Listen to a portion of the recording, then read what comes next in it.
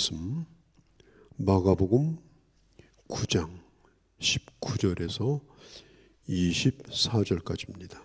오늘 성경에 보면 어떤 사람이 귀신 들린 자기 아들을 데리고 예수님을 찾아옵니다. 그런데 그때 예수님은 거기 계시지 않았습니다. 왜냐하면 3명의 제자 베드로와 야고보 요한과 함께 산으로 기도하러 올라가셨기 때문입니다. 예수님이 안 계시니 9 제자만 산 아래 남아 있는데 그 아버지가 그 제자들에게 내 아들을 고쳐달라고 그렇게 부탁을 합니다. 예수님의 제자들은 그런 병을 고친 경험이 있습니다. 전도 나가서 하나님의 말씀을 전하는 가운데 귀신도 내어쫓고 병다도 고쳤던 그런 경험이 없었던 것이 아닙니다. 그러나 지금 오늘 성경의 상황을 보면 제자들은 귀신을 내어쫓지 못하고 지금 대단히 방황하고 있는 그런 상황입니다. 자기 아이를 고치기 위해서 소문을 듣고 예수님을 찾아왔을 겁니다. 그런데 아무 일도 일어나지 않습니다. 그 아버지는 그 제자들에게 어떤 기대도 걸 수가 없습니다. 왜? 그 일을 할 수가 없으니까. 그리고 제자들의 입장에서 봐도 예수님이 안 계시니 아무것도 할 수가 없었습니다. 그 제자들이 기도하지 않았겠습니까? 그런데 귀신이 안 나가는 거예요.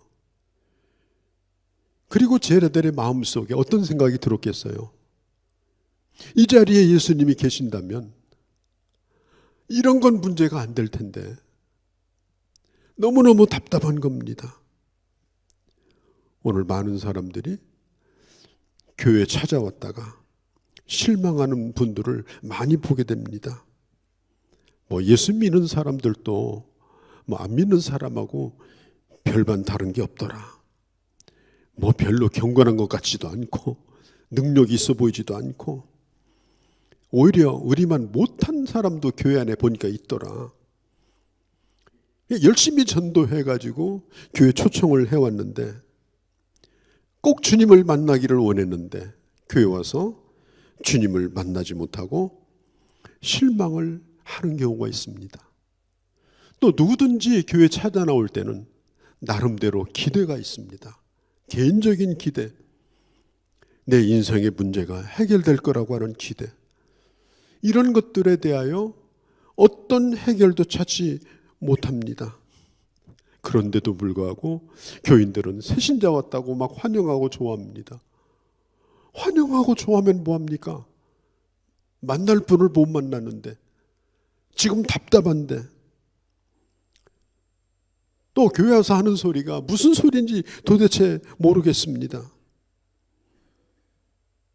거기 가니까 아무도 안 계시더라.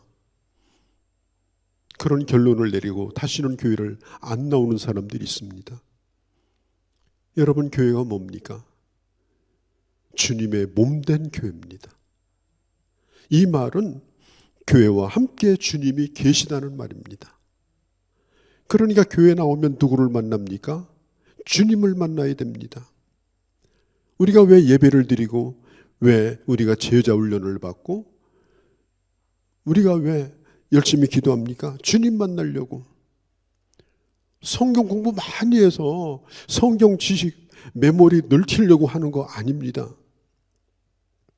그런데 건물만 만나고 가고 이상한 사람만 만나고 가고.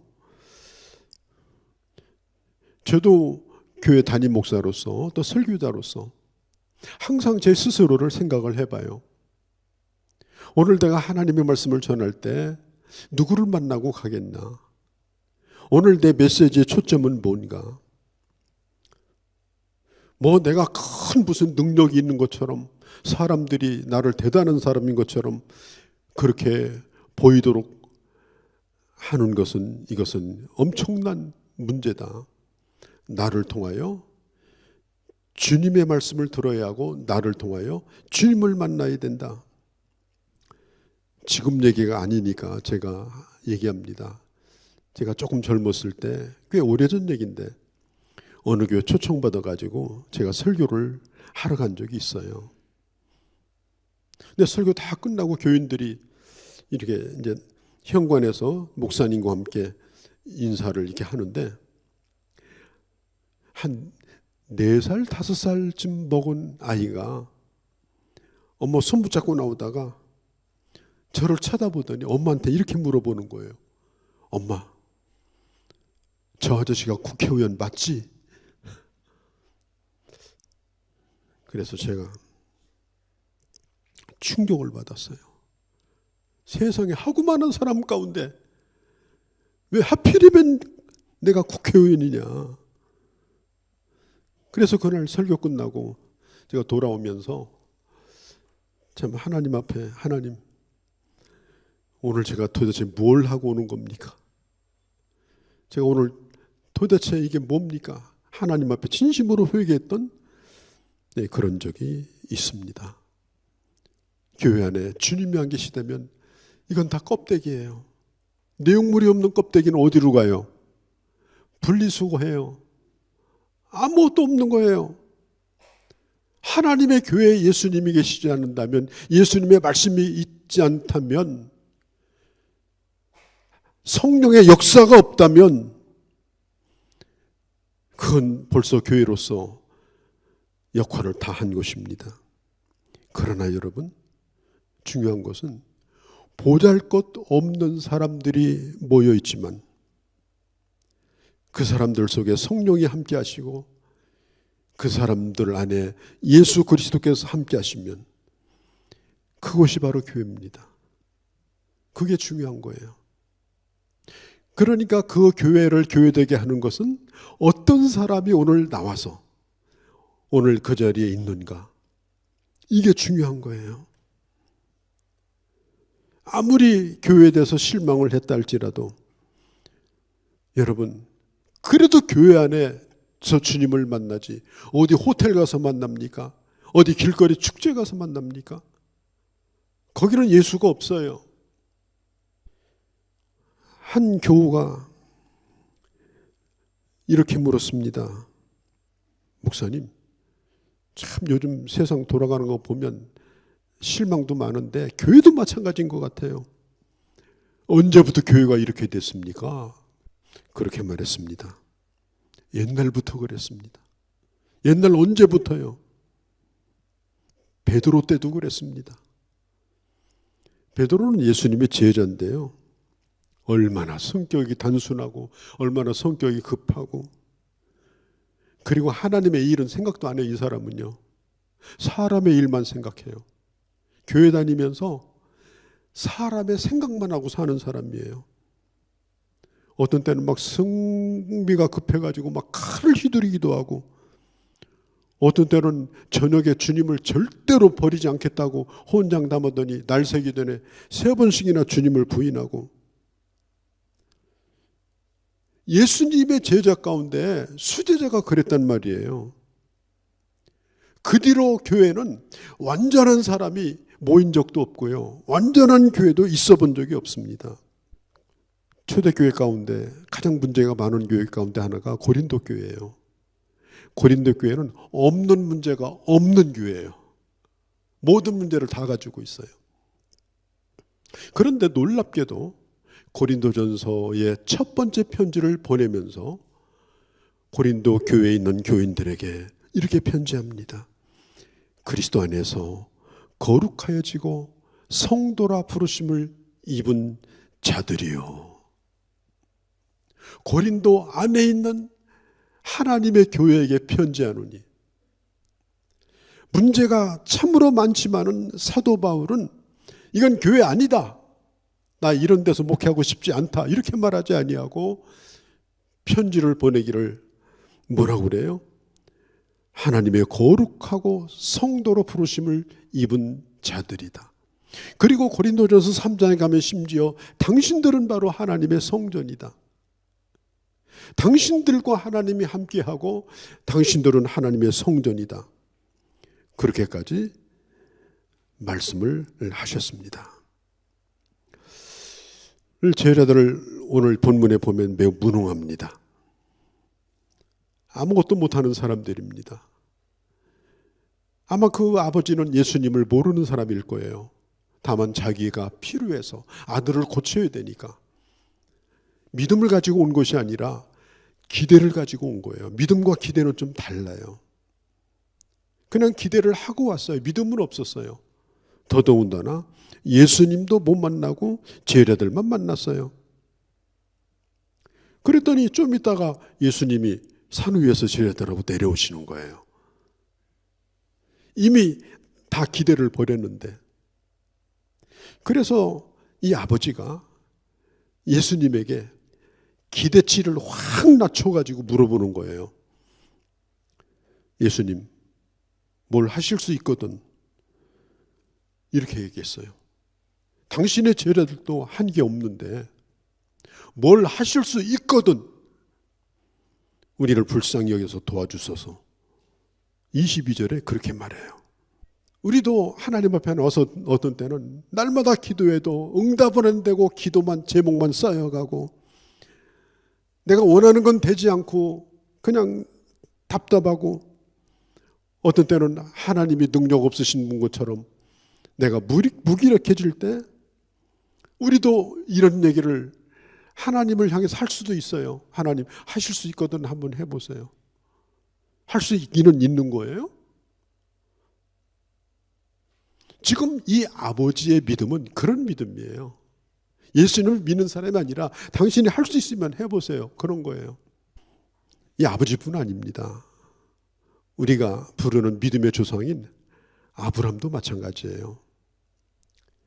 아브람이 70세에 부름을 받아가지고 아들을 주시겠다고 약속했는데 그때만 해도 이미 늦은 거잖아요.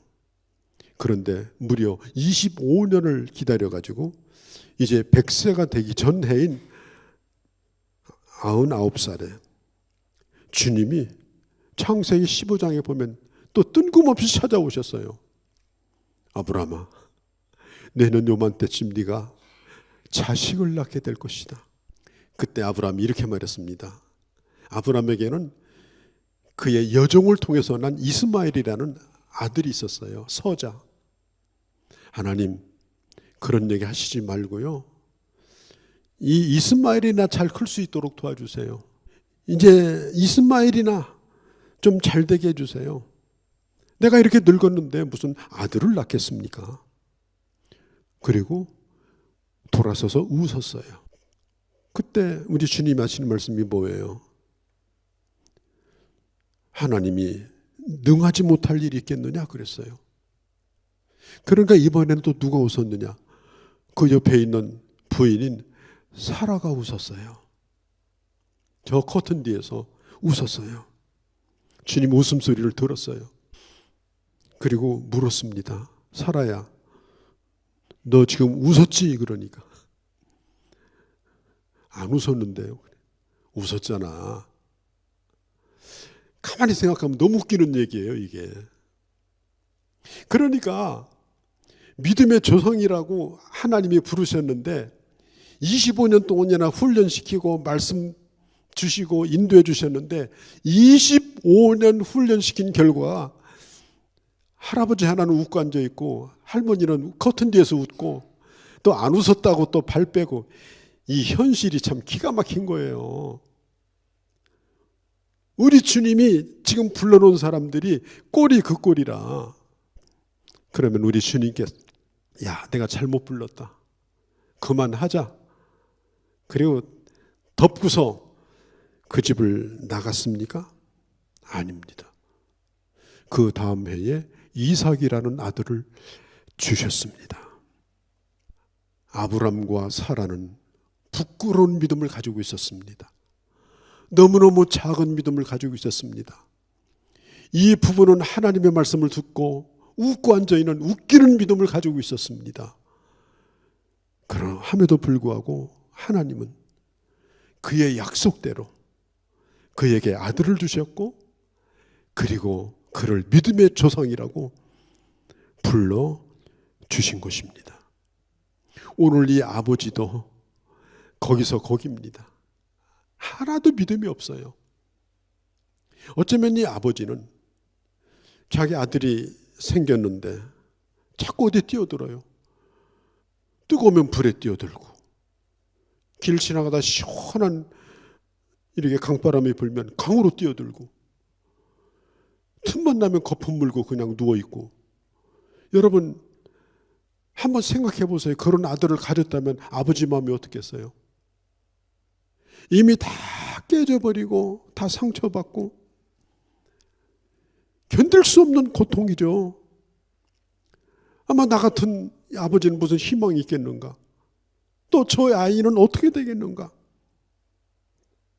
아버지 처지도 불행하고 아들의 처지도 불행합니다. 거기다가 예수님께서 이 아버지에게 말합니다. 왜 당신은 그렇게 믿음이 없는가? 왜 믿음이 없는가? 그때 이 아버지가 뭐라고 하는지 아세요? 그래요. 믿음이 없는 것을 인정합니다. 저의 믿음이 없는 것을 도와주세요. 그래요. 나 믿음이 없어요. 그래도 나를 불쌍히 여겨주세요. 그때 예수님 하신 말씀이 할 수 있거든이 무슨 말이냐?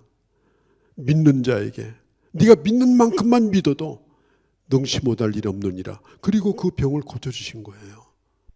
여러분 믿는다는 게 뭐예요?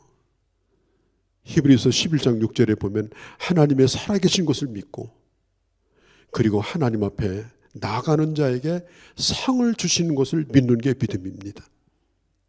하나님의 살아계심을 믿는다는 말은 어딘가 구말리장 전에 신은 살아계시겠지, 막연히 하나님의 존재를 이념 이상적으로 믿는 그런 믿음이 아니고요.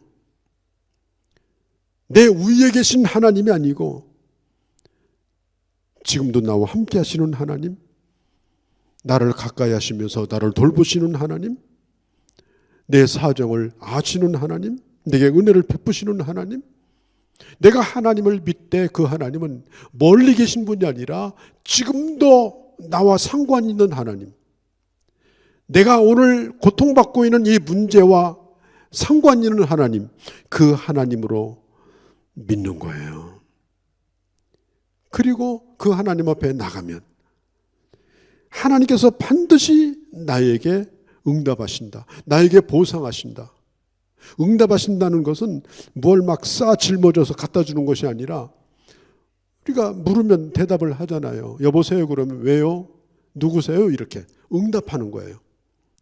내가 믿는 하나님은 내가 부를 때 응답하시는 하나님이다. 내게 관심을 가지시는 하나님이다. 그런 믿음을 우리는 믿음이라고 부르는 거예요. 그런데 오늘 이 아버지는 어떤 믿음일까요? 믿음이 있나 없나 우리는 몰라요. 저도 잘 모르겠어요.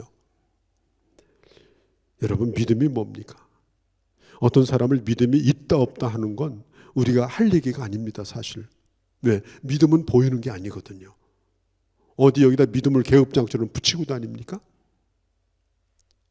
아니면 뭐 믿음은 무슨 맛처럼 톡 쏘는 맛이 있습니까? 아 오늘 내 믿음이 톡 쏘네. 믿음이 무슨 맛이 있습니까? 믿음이 어디 저 바위처럼 뭐 비슷하게 생긴 겁니까? 아니면 믿음이 무슨 느낌이 오는 겁니까? 믿음은 이런 것들이 아니잖아요.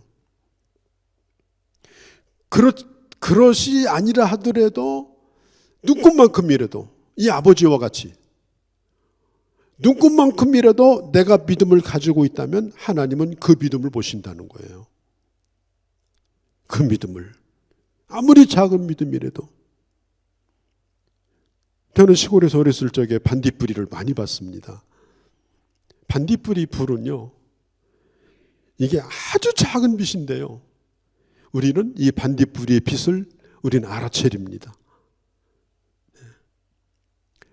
여러분 아무리 작은 물에도 무맛이 납니다. 팔뚝만큼 큰 무맛이 나는 게 아니에요. 나는 내가 스스로가 믿음이 없다. 이렇게 생각하지만은 그러나 하나님은 그 속에 있는 믿음을 알아보시는 거예요. 여러분들이 적어도 오늘 이 아침에 예배당에 나와서 주님을 예배하면서 이 시간 여기 앉아 있는 것 자체를 이게 여러분 믿음인 것입니다. 성경은 분명히 말해요. 너의 믿음이 겨자씨만큼이라도, 최소화씨만 해요. 겨자씨만큼이라도 있다면 내가 그 믿음을 알아보고 그리고 그 믿음이 산을 옮기게 하겠다고 그랬습니다. 주여 믿습니다. 할렐루야 아멘. 이게 믿음이 아니고요. 너의 속에 겨자씨만한 믿음만 가지고 왔다 할지라도 하나님은 그 믿음을 알아보시고 너의 기도를 응답하리라고 분명히 주님은 약속하여 주셨습니다. 그러나 그 믿음은 앞으로도 자라날 겁니다. 앞으로 더 성장해 갈 겁니다. 저는 제가 믿음이 좋은 목사라고 생각을 안 해요. 어떤 때는 믿음이 다 털려버린 그런 거지 같은 목사 아닌가 이런 생각을 할 때가 저는 사실 종종 있습니다. 그리고 지금도 마찬가지예요. 지금 당장이라도 우리 주님께서 제 손을 놔버린다면 저는 죽은 나무입니다. 생명이 없어요. 주님이 나와 함께하지 않으면 저는 1분도 이 자리에 서 있을 수가 없습니다. 서 있을 자격도 없고 서 있을 힘도 없는 사람이에요. 어쩌면 주님을 부인하고 떠날지도 모르는 그것밖에 안 되는 사람일 수도 있습니다. 그래서 저는 주님 앞에 나올 때마다 하나님, 나의 믿음 없는 것을 우리 하나님 잘 아시니 도와주십시오. 나의 연약함을 있는 그대로 고백하고 그리고 순간순간 주님께서 나를 붙들어 주시기를 한순간도 생각하지 않은 적이 없어요. 주님이 나를 사로잡아 주시기를 기대해 본 적이 않은 적이 없습니다. 왜? 나를 다 털어봐도 나한테 나올 건 아무것도 없어요. 하나님이 내가 가진 작은 믿음이라 할지라도 이 믿음을 하나님이 붙들어 주셔서 하나님이 나를 사용하시고 하나님이 나를 여기 서게 하셨다. 이것을 늘 잊지 않고 삽니다. 하나님은 그 믿음이라 할지라도 그 작은 믿음이 진정이라면 거기에는 기적이 있고 거기에는 하나님의 능력이 있는 것입니다. 크고 잘 되는데 내 맘대로 되는 데는 여러분 믿음이 잘 안 보입니다. 실패하고 좌절하고 아픔을 겪을 때 그때 그나마 내 속에 내가 믿음이 없는 줄 알았는데 이렇게 기도하게 되네. 내가 믿음이 없는 줄 알았는데 그래도 내가 이렇게 힘든데 주님 붙드네. 그때 연약하게나마 내 안에 믿음이 있다는 것을 우리는 고난 가운데서 그나마 발견을 하는 거예요. 여러분 잊어서는 안 될 것은 내 믿음이 작음을 부끄러워하시면 안 돼요. 믿음이 연약한 것을 창피하게 생각하면 안 돼요. 믿음이 있다고 그럴듯하게 앉아있는 사람들 왜 빈 껍데기예요? 아무것도 아니에요. 분명한 것은 나는 작을지라도 결코 하나님은 작은 분이 아니십니다. 나는 능력이 없을지라도 하나님은 능력이 없는 분이 아니십니다. 그래서 주님은 내 작음 때문에 낙심하지 않아요. 내 연약함 때문에 주님은 너는 왜 그렇게 약하냐? 너 같은 놈하고 너 일할 수 있겠냐 내가? 주님은 그런 말씀 안 하셔요. 왜? 주님은 나보다 강하시니까. 나를 통해서도 충분히 일하시니까. 주님이 내 힘을 빌어가지고 도움받아서 사시는 분이 아니잖아요. 그래서 우리는 내 약함, 연약함 이런 것을 그대로 인정하세요. 믿음 있는 척 하시지 마시고 그대로 인정하세요. 그러면 주님께서 우리를 사용하셔요. 우리를 통하여 주님의 역사를 일으키셔요. 물론 우리를 책망도 하십니다. 너는 왜 이렇게 믿음이 없느냐? 오늘 이 아버지도 믿음이 없음을 주님이 책망했지만 믿음이 없으니까 돌아가 이렇게 하지 않고 믿음이 없는 그 믿음, 오늘 말씀의 제목대로 믿음이 없는 세대에 그나마 가지고 있는 그 믿음, 그 믿음을 우리 주님은 붙들어 주셔서 하나님의 살아계심을 오늘 보여주지 않습니까? 하나님은 아브라함도 책망하셨고 웃었던 사라도 책망하셨지만 믿음이 작다고 저기다 갖다 버리지 않으셨습니다. 그들의 연약한 믿음을 더 온전하게 만들어주시고 믿음의 조상이 되게 하시고 하나님의 사람이 되게 하여 주신 것입니다. 여러분, 우리가 왜 기도합니까? 이건 역설적인 겁니다. 기도는 믿음으로 해야 되겠죠. 그렇죠? 그러나 우리가 기도하는 이유는 내가 믿음이 없기 때문에 기도하는 겁니다. 오늘 아버지도 그렇잖아요. 아버지, 내가 믿음이 없음을 불쌍히 여겨주세요. 믿음이 없기 때문에 우리는 하나님을 의지하며 기도하는 겁니다. 믿음으로만 기도하는 게 아닙니다. 믿음도 없고 약하고 내게는 능력도 없기 때문에 오로지 바랄 건 하나님밖에 없기 때문에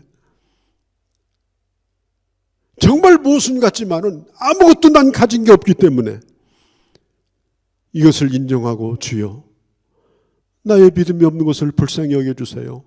그리고 내 아이를 고쳐주세요. 야, 너 믿음이 없다고 하는데 내가 어떻게 고쳐줘? 아니올시다. 그 진실한 고백을 우리 주님은 들으시고 그리고 그 아들을 고쳐주신 거예요. 난 여러분들이 오늘 이 시간에 정말 이 진실한 고백이 있기를 바랍니다. 하나님, 전 믿음이 정말 없어요. 나 잘 아시잖아요. 내가 이것밖에 안 되는 거. 사람들이 아는 만큼보다도 나는 더 나쁜 사람이에요. 이 고백을 진심으로 하고 하나님의 도움을 구할 때 하나님이 그를 도우시는 거예요. 뭐 폼 잡고 앉아있다고 하나님이 도우시는 게 아니에요. 주님 떠나시면 내가 뭘 하겠습니까? 책망을 받을지라도.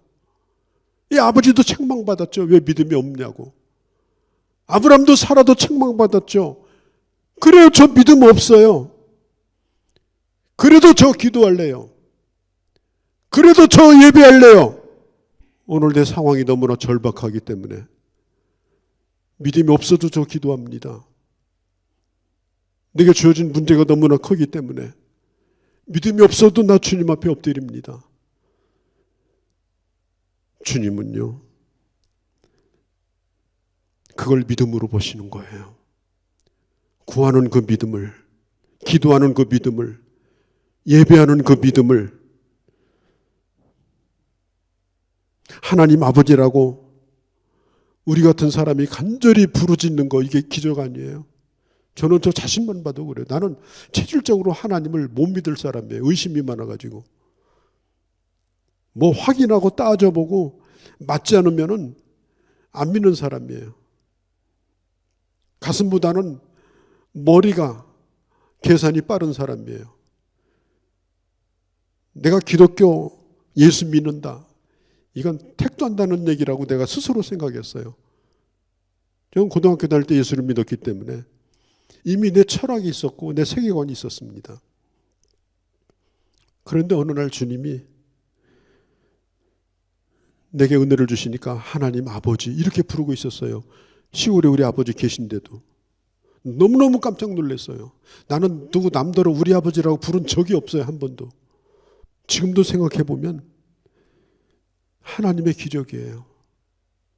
그래서 여러분, 우리가 하나님 앞에 나와서 기도할 줄 몰라도 하나님 아버지, 이 한마디가 기적인 거예요. 하나님께서 여러분들에게 어마어마한 은혜를 주셨기 때문에 여러분, 이게 가능한 것입니다. 하나님 아버지. 세 번역에 보면 아빠 아버지. 나를 도와주세요. 작은 믿음일지라도. 나이가 어려서 예수 믿어가지고 모태신앙이기 때문에 믿음 없는 사람이 또 있고, 경험이 없으니까. 나이 먹어서 예수 믿으려니 또 머리 안 돌아서 믿음 없는 사람이 있고, 다 괜찮아요. 하나님 여러분들이 오늘 주신 이 믿음을 여러분 소중히 여기시를 바랍니다. 이 믿음은 여러분들에게 너무 귀한 겁니다. 작지만은 그 믿음을 보배와 같이 여기시기를 바랍니다. 내 연약함을 깨닫는 것은 나를 낙심시키는 것이 아닙니다. 내가 하나님을 더 믿는 과정입니다. 내 부족함을 깨닫는 건 내가 절망하는 것이 아닙니다. 내가 하나님 앞에 가까이 나가는, 그게 바로 출발점이 되는 것입니다. 우리 주님은 우리 믿음이 작다고 해서 온열에 풀 뽑듯이 풀 뽑아서 집어던지는 그런 하나님이 절대 아닙니다. 길러주십니다. 하나님께서 연단하시고 하나님께서 반드시 여러분들을 자라게 하십니다. 그래서 하나님의 사람으로 여러분들을 만들어 가십니다. 이 하나님에 대한 기대를 여러분 가지셔야 돼요. 예수님의 왼쪽에 있는 그 강도가 십자가 달릴 때 같이 죽었던 강도 있잖아요. 이 사람 예수 믿는 사람이 아니에요. 죽을 때까지 나쁜 짓 하다가 거기 십자가에 달린 사람이에요. 그런데도 이 강도가 예수님과 함께 있었던 그 짧은 시간, 그것도 나무에 달려가지고 죽으면서 처음에는 막 거품 품고 막 욕하다가 나중에는 그 예수님을 눈 크게 뜨고 바라봐요. 저분이 내 구원자가 아닌가? 저분이 내가 기다리던 그분이 아닌가? 그러다가 자기도 모르게 예수님을 붙들고 싶은 거예요. 예수님도 죽고 자기도 죽을 거 아니에요. 그러니까 이 강도는 나는 저 예수 따라 가겠다 죽더라도, 이런 생각이 진짜로 든 거예요. 그래서 뭐라고 그랬어요? 예수여, 나를 기억하여 주옵소서. 염치불구하고. 그런데 예수님 뭐라고 그래요? 내가 하나님의 낙원에 이를 때 내가 너와 함께 갈 거다. 이 강도가 무슨 믿음이 있습니까? 제가 얼마 전에 어떤 분 임종하는데, 저는 항상 임종할 때 시편 23편 말씀을 읽어줍니다. 짧은 시간인데도 제가 읽어드려요. 그런데 어느 날도 여호와는 나의 목자시니 내게 부족함이 없으리로다. 사망의 음침한 골짜기를 지날 때도 하나님의 집에 이르도록 도와주옵소서. 제가 시편 23편을 읽어주고 손을 꼭 잡고 기도해 주는데, 느낌이라는 게 있잖아요. 느낌이라는 게. 받아들이는 느낌. 그 마지막 시간에 그가 예수 믿는다고 말하는 소리는 제가 못 들었어요. 그렇지만 그가 마지막 시간 주님을 붙들고 그 주님 앞에 가지 않았겠는가 하는 그런 생각을 제가 가져본 적이 있습니다. 우리는 그 사람의 믿음을 알 수가 없습니다. 우리가 사람의 믿음을 어떻게 평가합니까? 더군다나 죽는 순간에. 그러나 강도를 맞아주신 주님은 마지막 순간이라도 주님을 붙들면 반드시 주님께서 그를 하나님의 나라로 인도하신다. 믿으시기 바랍니다. 이게 바로 믿음인 거예요. 오늘 귀신 들린 아이를 데리고 온 이 아버지는 그 믿음은 연한 순과 같이 한없이 약하고 아는 것도 없고 그야말로 괴라시 같은 믿음이지만, 오늘 성경에 있는 대로 내가 믿습니다. 나의 믿음 없는 것을 도와주시옵소서. 그리고 고백할 때 주님께서 그 아버지에게도 믿음을 주시고 그 아들도 고쳐주셨습니다. 믿음이 없는 이 세대 가운데, 이 세대가 얼마나 믿음이 없습니까? 얼마나 지금 이 세대가 악합니까? 믿음을 찾아볼 수 없는 그런 시대를 여러분 살고 있습니다.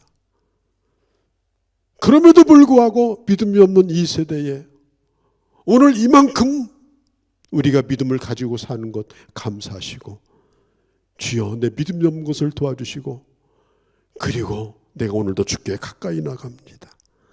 나를 붙들어 주옵소서. 우리 주님 반드시 응답하시고 여러분들의 가는 길을 인도하여 주실 줄로 믿습니다. 아멘.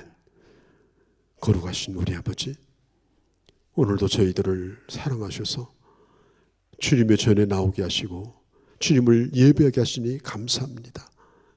믿음이 없는 세대에 그래도 우리에게 믿음을 주셔서 아버지, 우리 주님을 부를 수 있도록, 마른 막대기가 될지라도 주님을 붙들 수 있도록 이렇게 인도해 주시니 감사합니다. 진심을 다하여 주님을 붙들고 나와 함께 하심을 믿고, 그리고 하나님 앞에 더 가까이 나가 더 멋진 믿음으로, 그리고 믿음의 아름다운 열매로 이 세상에 주님을 드러내며 하나님의 응답 속에서 살아가는 저희가 되게 하여 주시옵소서. 우리 주 예수님의 이름으로 기도하옵나이다. 아멘. 예수 그리스도의 은혜와 성령의 교통하심과 성부 하나님의 크신 은혜가 오늘 함께한 모든 주의 자녀들 머리 위에, 그리고 우리 교회와 이 땅에 있는 교회들과 대한민국과 모든 나라와 열방 가운데 이제로 영원히 함께 계실지어다. 아멘.